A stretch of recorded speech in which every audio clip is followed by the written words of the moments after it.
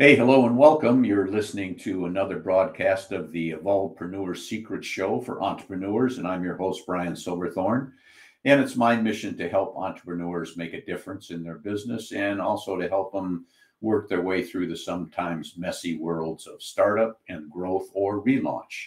And today we're going to dig deep with our guest and get you some great concepts and strategies to help fast track your business. And our special guest today is Fred Rutman.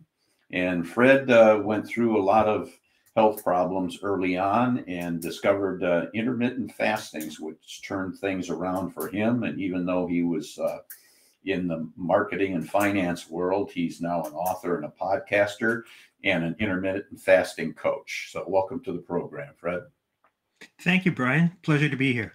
Happy to have you here. So let's start by asking you where you're hanging out today. I am in Toronto, Ontario, Canada, where we had our first frost of the year. Oh my, yeah, it's getting to be that time of the year, isn't it? Mm-hmm. It certainly is. Okay, so we're going to do this in about 10 minutes, starting right now. And so my first question is, give us a little more detail on what got you into this particular business. Well, it certainly wasn't by design. You know, there's that old adage, man plans and God laughs. Yeah. And that's what happened to me. So as a result of my being sick so many times, I was actually clinically dead. And I had a lot of brain trauma. So my therapist had me start journaling. And this journaling turned into more journaling, and it turned into a book project. And the book project turned into me being a guest on many podcasts and me starting my own podcast. So totally unplanned. I was quite happy being an academic at the time, teaching marketing and finance. But now apparently I'm an author. Well, good for you. So usually I ask people at this point who their ideal client might be. I know you do a little intermittent fasting coaching, but if most of your focus is on the author aspect and podcast aspect of your business, who's your ideal audience? My ideal audience is anybody that needs a bit of external motivation. I think many people struggle with finding motivation because we're also overwhelmed. So it's anybody who's gone through any sort of adversity. I think even though I might not have walked exactly in your shoes, I've certainly walked beside you to some degree. And if I can help you in any way get over your hurdles and your struggles, whether it's starting a business or a health-related issue, you're my target audience. Okay, are there any particular problems that you help them solve through your podcasting and your writing and your coaching? I think mostly mindset. I help people a lot with mindset and realizing that, sometimes what you see as the situation isn't really the situation that you're in. And you can see something as totally negative or something totally positive. Every curse has a blessing and every blessing has a curse. And sometimes you just need a little push to help you navigate and to see the opportunity that's there as opposed to what door you think is closed. Okay, I hear that mindset answered a lot from people in all different walks of life. So your approach to life and your attitude certainly has a great influence on how you view things and then therefore what the outcomes are going to be. So that seems to be a common thread. That's true for you? Absolutely. And I've also found that, I don't know if this is a Malcolm Gladwell concept, but as you age, your behaviors and mindsets become sort of the composite of the 5 or 7 or 10 people you spend the most time with. And so I can't take credit for all of my mindset. It's things that I've absorbed from the people I'm fortunate enough to have in my inner circle. Yeah, that makes perfect sense. Whoever you hang around with is going to have a great influence on you. So that's the same for all of us, whether we realize it or not. So if people are curious about like being a guest on your podcast or being a listener to your podcast or reaching out to buy a book from you, what do you think are maybe the symptoms that are going on in their life that would cause them to do that? I think we all have challenges at some degree, and it affects us, to different levels. Being open-minded. If you think it's a good idea to have a business mentor, it's a good idea to be in touch with me, because that's all I am without the formal business mentor title. I do the exact same thing. I coach you up. I help you. I help you see opportunities that you might not see. Even if you just need to talk to somebody, in the Old Testament, it says, find yourself a rabbi, which, doesn't mean a religious person. It means somebody who will, give you the straight goods and, put you in the direction you really need to go, or tell you the things you need to hear, even if you don't want to hear them. Yeah, that's good advice. You got to have somebody to talk to that's got your best interest in mind. So I agree totally with that. So, I don't know how much direct coaching you do with people, but for those that reach out to you for help and you start working with them, what are the most common mistakes that you discover once you start working with them?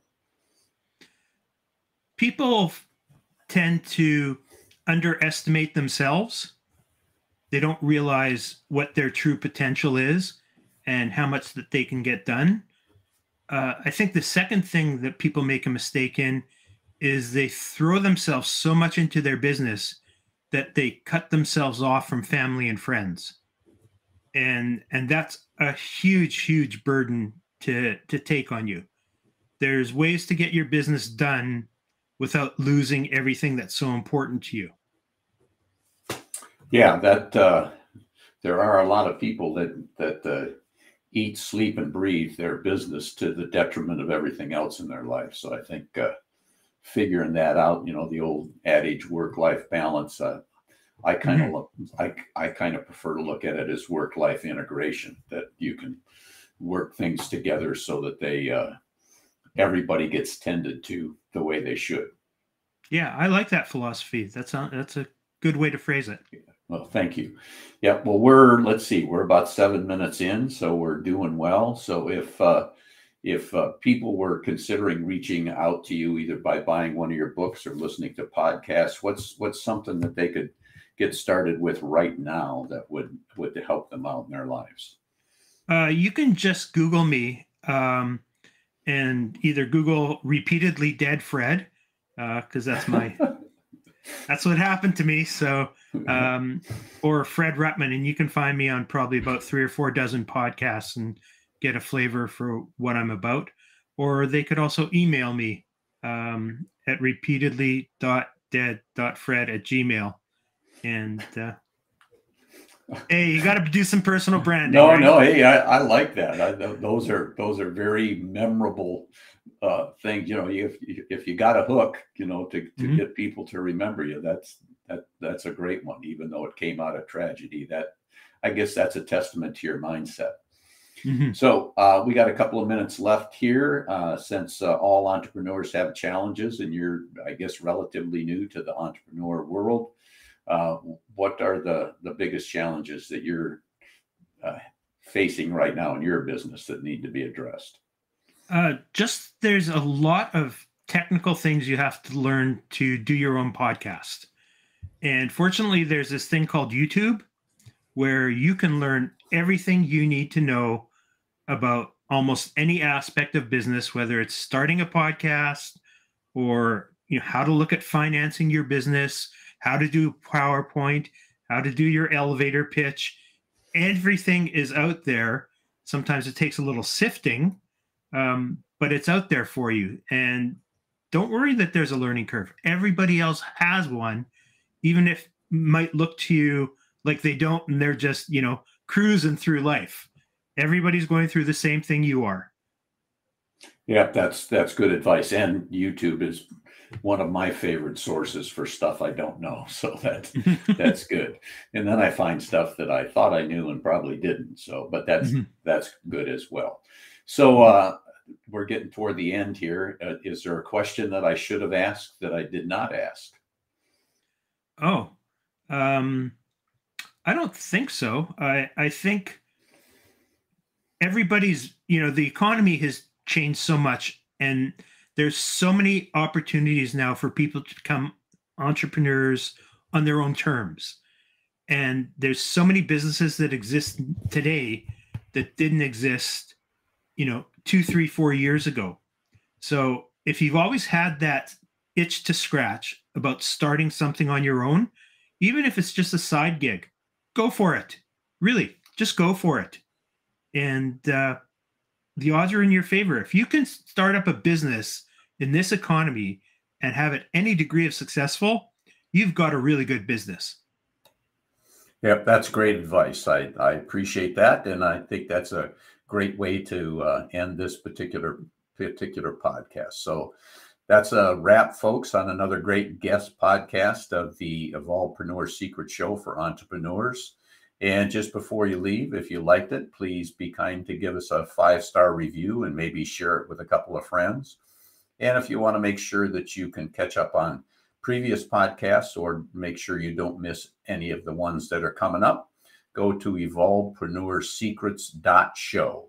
And if you're an entrepreneur and you got a great idea, let's get started on it today.